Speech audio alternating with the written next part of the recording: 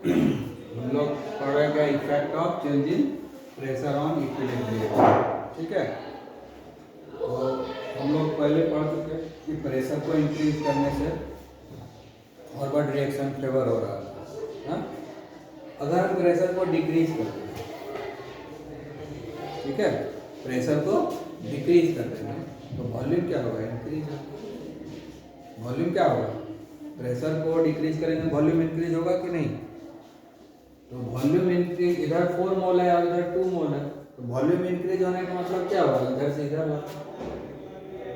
हाँ, volume increase होने का मतलब क्या होगा कि इक्विलिब्रियम शिफ्ट हो गया, वॉल्यूम इधर कम है ना और इधर ज्यादा है। इधर कितना है? 4 मोल। इधर 4 वॉल्यूम है और इधर क्या है? 2 वॉल्यूम है। प्रोडक्ट 2 वॉल्यूम है और रिएक्टेंट जो है 4 वॉल्यूम है, 3+1 है ना।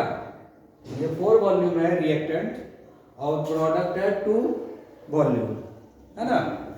अब अगर हम प्रेशर को डिक्रीज करेंगे तो प्रेशर डिक्रीज करने से क्या होगा? वॉल्यूम इंक्रीज होगा।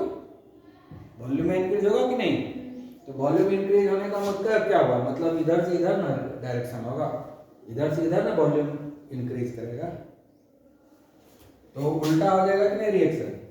इधर से इधर वॉल्यूम इंक्रीज हुआ तो इधर से इधर जो है वॉल्यूम यहाँ पर क्या हो रहा है? उल्टा डायरेक्शन में जो है इंक्रीज करेगा ना। वॉल्यूम यहाँ पर क्या हो रहा है? इंक्रीज हो रहा है। प्रेशर को हम लोग क्या कर रहे हैं? डिक्रीज कर रहे हैं। प्रेशर को डिक्रीज कर रहे हैं तो वॉल्यूम इंक्रीज कर रहा है। ठीक है, तो अगर हम प्रेशर को क्या करेंगे? डिक्रीज कर देंगे तो वॉल्यूम क्या होगा? इंक्रीज हो जाएगा। अगर if pressure decreases then volume increases. ठीक है, वॉल्यूम जब इंक्रीज करेगा तो बैकवर्ड रिएक्शन फेवर्ड हो जाएगा ना, क्योंकि बैकवर्ड डायरेक्शन में वॉल्यूम इंक्रीज कर रहा है। इधर 2 वॉल्यूम है ना और इधर 3+1 4 वॉल्यूम है, तो इधर वॉल्यूम बढ़ रहा है बैकवर्ड डायरेक्शन में ना। तो वॉल्यूम बढ़ने का मतलब क्या हुआ? रिएक्टेंट ज्यादा बनेगा, यानी प्रोडक्ट जो है रिएक्टेंट में कन्वर्ट होगा, यानी बैकवर्ड रिएक्शन फेवर हो जाएगा। समझ में आया? इसका भी क्यूसी निकाल के कंपैरिजन कर सकते हो, जैसे उधर किए थे कंपैरिजन। ठीक है, तो वो लोग तुम लोग कर लोगे अपने से। थियोरेटिकली यहाँ समझ में आ गया है ना कि वॉल्यूम को हमको अगर इंक्रीज कर देते हैं, वॉल्यूम कैसे इंक्रीज किए? प्रेशर को डिक्रीज किए, प्रेशर डिक्रीज किए वॉल्यूम बढ़ गया। वॉल्यूम बढ़ने का मतलब क्या होगा?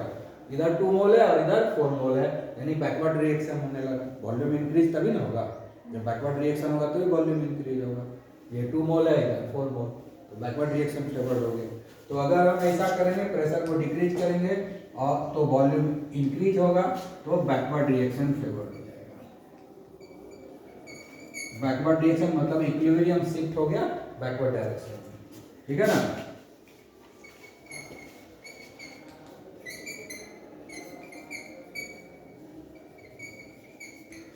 समझ में आ गया ये? ठीक है,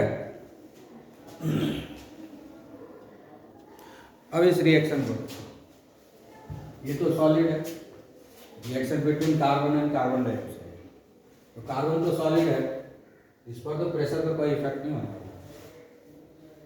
कार्बन डाइऑक्साइड गैस होता है, कार्बन मोनोऑक्साइड गैस होता है, इसी दोनों के ऊपर ना प्रेशर का इम्पैक्ट होगा, इसके ऊपर तो प्रेशर का कोई इम्पैक्ट नहीं होगा। तो यहाँ पर इसके ऊपर हम प्रेशर का कोई स्टडी नहीं करेंगे, इसलिए हम यहाँ पर कुछ नहीं लिखे। वॉल्यूम है लेकिन हमने कुछ लिखा नहीं, क्योंकि हम प्रेशर को स्टडी कर रहे हैं, तो प्रेशर का इम्पैक्ट तो गैस पे होता है, इसलिए गैस का ही देखेंगे। तो कितना है गैस? रिएक्टेंट साइड में 1 मोल और प्रोडक्ट साइड में कितना है? 2 मोल, तो नंबर ऑफ मोल्स बढ़ रहा है ना। हाँ, 3 नहीं हुआ, ये 1 वॉल्यूम हुआ ना, और ये कितना हो गया? 2 वॉल्यूम, है ना। तो वॉल्यूम इंक्रीज हो रहा है ना। वॉल्यूम, अगर हम प्रेशर डिक्रीज करेंगे तो वॉल्यूम इंक्रीज करेगा, तो फॉरवर्ड रिएक्शन फेवर हो जाएगा। अगर हम प्रेशर इंक्रीज करेंगे तो वॉल्यूम डिक्रीज करेगा, तो वॉल्यूम डिक्रीज तो उल्टा होगा, 2 से 1 वॉल्यूम, तो बैकवर्ड रिएक्शन होगा। आया बात समझ में है? तो अगर यहाँ पर हम लोग प्रेशर को इंक्रीज करेंगे, प्रेशर को इंक्रीज करेंगे, ठीक है, देन वॉल्यूम क्या होगा? डिक्रीज होगा। वॉल्यूम क्या होगा? डिक्रीज होगा। वॉल्यूम डिक्रीज होगा तो बैकवर्ड डायरेक्शन में फेवर होगा कि नहीं? वॉल्यूम इधर ना डिक्रीज हो रहा है, 2 वॉल्यूम से 1 वॉल्यूम, समझ गए? तो प्रेशर को यहाँ इंक्रीज करने से क्या होगा? बैकवर्ड रिएक्शन फेवर हो जाएगा।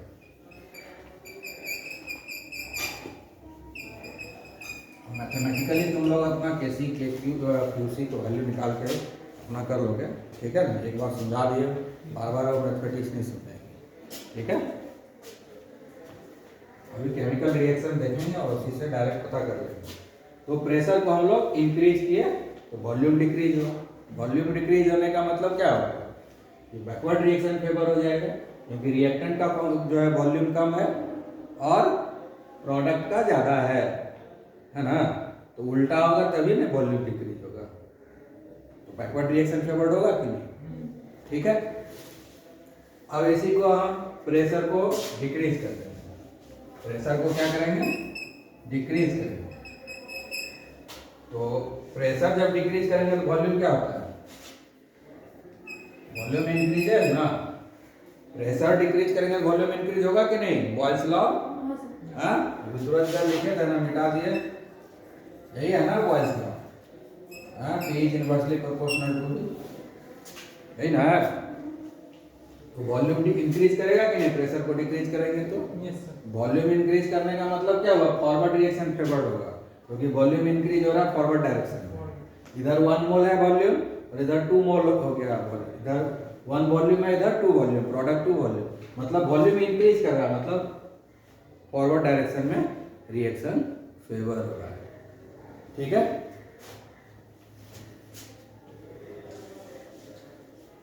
तो क्या हो जाएगा? Forward reaction, forward reaction is favour,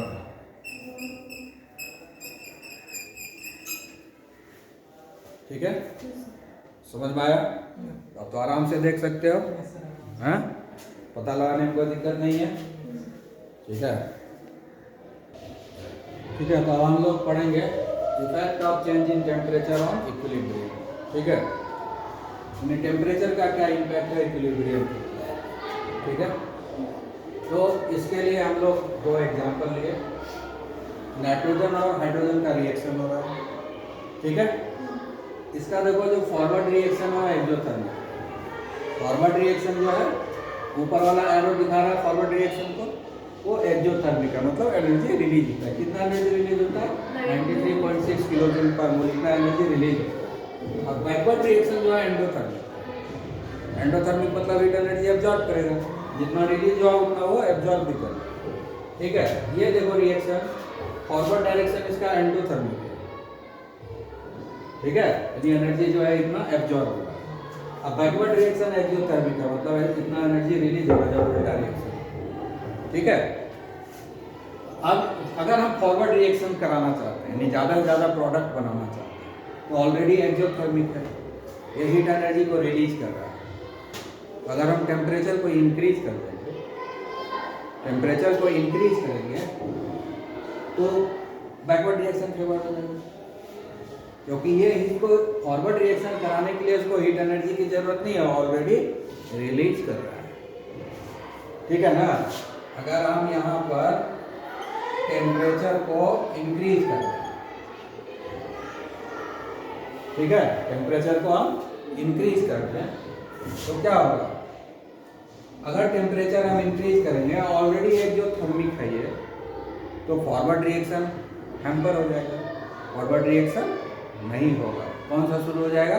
backward reaction, क्योंकि बैकवर्ड रिएक्शन में एनर्जी एब्जॉर्ब होता है, यानी ये जो NH3 का डिकम्पोजिशन शुरू हो जाएगा इस तरह।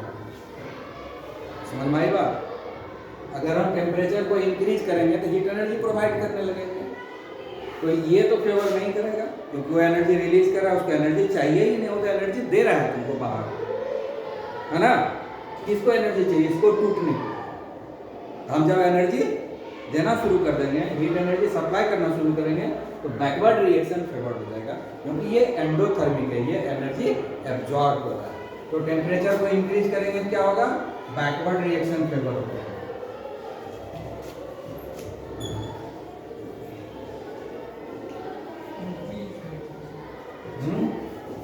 टेम्परेचर इंक्रीज करेंगे तो बैकवर्ड रिएक्शन होगा। एंडोवंस क्या होता है, एब्जॉर्ब करेगा, तो जो हम एक्स्ट्रा एनर्जी देंगे वो एब्जॉर्ब कर लेगा, समझे।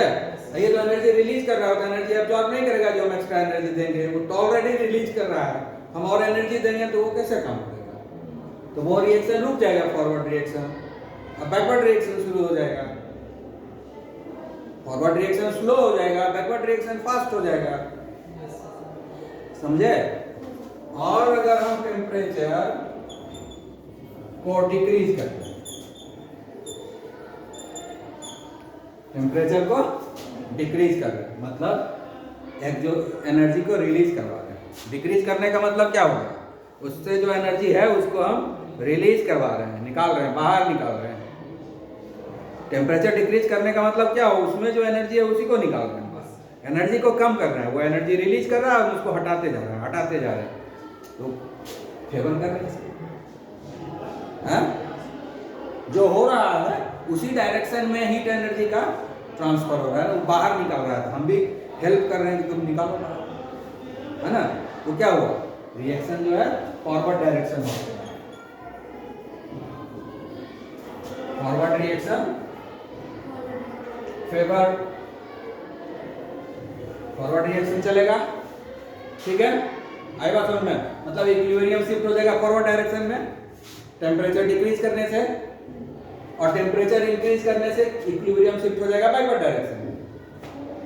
आगे बात समझ में, हाँ बोलो दूसरा रिएक्शन, यहाँ पर टेम्परेचर को इंक्रीज कर रहे हैं तो बैकवर्ड डायरेक्शन में हो रहा है रिएक्शन, फेवर हो रहा है। अब यहाँ टेम्परेचर इंक्रीज करेंगे तो फॉरवर्ड डायरेक्शन में हो जाएगा, क्योंकि फॉरवर्ड डायरेक्शन ये एंडोथर्मिक है।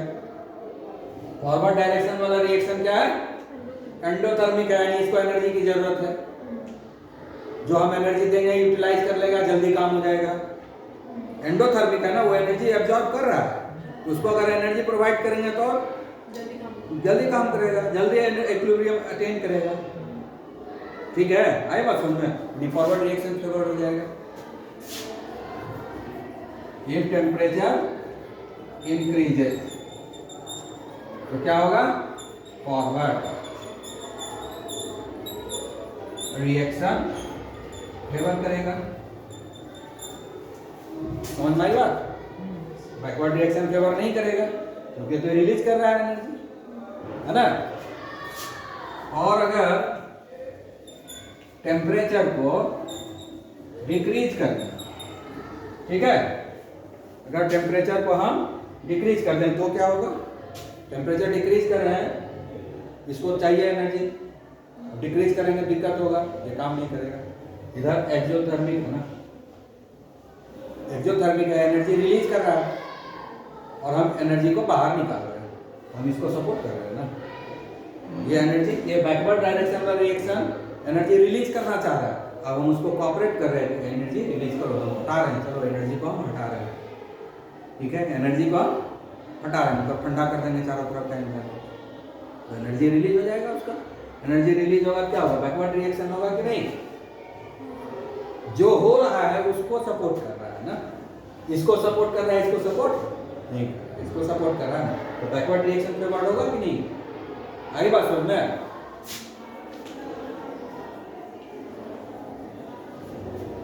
बैकवर्ड रिएक्शन फेवर्ड, समझ में आ गया बात, क्लियर हुआ, कंफ्यूजन। देखो इफेक्ट ऑफ कैटलिस्ट, कैटलिस्ट क्या करता है, ये जो होता है कुछ नहीं करता, काम जल्दी करा देता, इक्विलिब्रियम को शिफ्ट ना फॉरवर्ड डायरेक्शन में करेगा ना बैकवर्ड डायरेक्शन,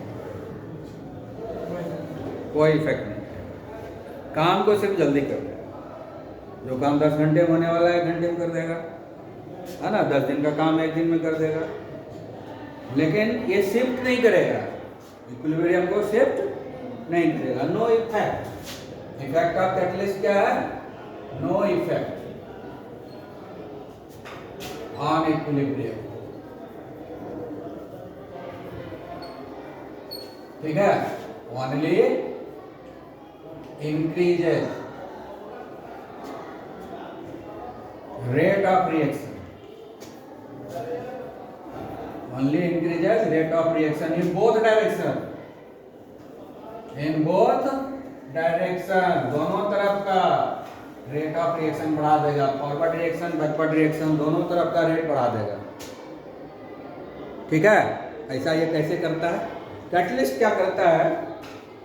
अब हमको जाना है, बांका जाने का बहुत सारा है ना, कोई रास्ता से ज़्यादा समय लगेगा, कोई रास्ता से कम समय लगेगा। तो कैटलिस्ट कहता है ना, लंबा रास्ता से नहीं चलना, छोटा वाला रास्ता चलो, शॉर्टकट मारो, है ना। खेत 4 कोना रहता है, जैसे 4 अड्डा रहता है, हम पीछे से चलना शुरू करते हैं तिरछा, जल्दी पार कर जाएंगे। हाँ, वही काम कैटलिस्ट करता है, तिरछा रास्ता पकड़ता है, जो शॉर्टेस्ट रूट।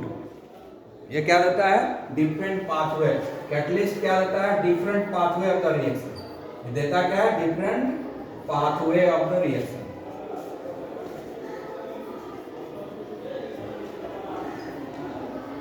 सबसे छोटा रास्ता जो, समझ गए? ये क्या है? एक्टिवेशन एनर्जी को कम कर देता है, डिक्रीजेस द एक्टिवेशन एनर्जी। 12 में समझोगे एक्टिवेशन एनर्जी, सिंपल बता देते हैं। एक्टिवेशन एनर्जी क्या है? It is the minimum energy required to have a effective collision. मतलब परफेक्ट रिएक्शन होने के लिए जो सबसे कम एनर्जी का जरूरत है, उसी को बोलते हैं एक्टिवेशन एनर्जी। ठीक है ना। ये क्या करता है? उस एक्टिवेशन एनर्जी को भी कम कर देता है ना। यानी किसी का माथा फोड़ने के लिए 10 लाठी लगाना, कैटलिस्ट अगर दे देंगे तो 1 के लाठी माथा फूट जाएगा। समझ गया ना? तो कैटलिस्ट का ही काम है ना, कम एनर्जी में ज्यादा काम, कम एनर्जी में ज्यादा काम। वो एनर्जी ऑफ एक्टिवेशन एनर्जी को कम कर देता है। एक्टिवेशन एनर्जी कम होता है तो रिएक्शन जो होता है जल्दी होता है। कम एनर्जी में हो गया तो काम जल्दी हो गया। ठीक है ना, जल्दी हो गया और काम तो वही हुआ, जितना होना था काम उतना ही हुआ, जो बनना था वही बनेगा, जितना ग्राम बनना था, जितना केजी बनना था उतना ही बनेगा, बस काम जल्दी हो गया। यही काम है इफेक्ट ऑफ कैटलिस्ट। ठीक है, अब एक सिंपल एग्जांपल होता है, जैसे ये नाइट्रोजन है ना और हाइड्रोजन, इन दोनों का रिएक्शन हम बताएंगे। ये बताए रिएक्शन, अगर ये रिएक्शन को हाई टेम्परेचर पर कराया जाए तो बैकवर्ड रिएक्शन फेवर्ड हो जाता है। हमको बनाना है अमोनिया गैस, अगर हाई टेम्परेचर पर कराते हैं तो बैकवर्ड रिएक्शन फेवर्ड। अगर टेम्परेचर बढ़ा देते हैं तो बैकवर्ड रिएक्शन, ये अगर हाई टेम्परेचर है तो बैकवर्ड रिएक्शन होगा, बैकवर्ड रिएक्शन फेवर्ड हो जाएगा। ठीक है, और अगर लो टेम्परेचर कर देते हैं, अगर हाई टेम्परेचर करते हैं तो बैकवर्ड रिएक्शन, अमोनिया नहीं मिलेगा हमको, बहुत कम अमोनिया मिलेगा।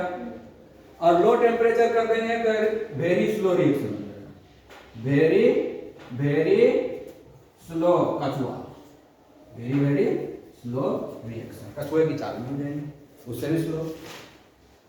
ये भी दिक्कत, समय लग जाएगा 10 बरस, है ना। तो हम इस रिएक्शन को लो टेम्परेचर पर ही कराएंगे, हाई टेम्परेचर पर करा नहीं सकते हैं बैकवर्ड रिएक्शन, तो कराना था हमको लो टेम्परेचर पर ही है। अब लो टेम्परेचर पर स्लो हो गया तो कैसे हम करवाएंगे रिएक्शन? ठीक है, तो इसके लिए क्या करते हैं, कैटलिस्ट ले लेते हैं आयरन। और भी कुछ कंडीशन है, प्रेशर और टेम्परेचर सब, रिएक्शन फास्ट हो जाता है, काम हमारा। कैटलिस्ट का असर दिख गया तुमको? हाई टेम्परेचर पर अमोनिया बना नहीं सकते हैं, और लो टेम्परेचर पर कछुआ स्लो हो गया, है ना, काम होना मुश्किल है। तो क्या किया भाई, कराना तो हमको लो टेम्परेचर पर ही है, क्योंकि हाइट पर जा नहीं सकते, क्योंकि अमोनिया बनेगा नहीं फिर, इसलिए हमको लो टेम्परेचर पर रिएक्शन कराना था। उपाय तो ढूंढना पड़ेगा, उपाय ये है कैटलिस्ट। जैसे ही कैटलिस्ट दिया है, लो टेम्परेचर पर रिएक्शन बहुत जल्दी हो गया और ज़्यादा से ज़्यादा अमोनिया तैयार हो गया। तो ये है इफेक्ट ऑफ कैटलिस्ट कि रेट ऑफ रिएक्शन को बढ़ा दिया, लेकिन इक्विलिब्रियम शिफ्ट नहीं किया ना तो फॉरवर्ड डायरेक्शन ना बैकवर्ड डायरेक्शन, क्योंकि दोनों डायरेक्शन पर असर ये होता है, फॉरवर्ड डायरेक्शन में भी बैकवर्ड डायरेक्शन, दोनों को एक साथ इक्वल अमाउंट में असर होता है। समझ गया? क्लियर? ओके,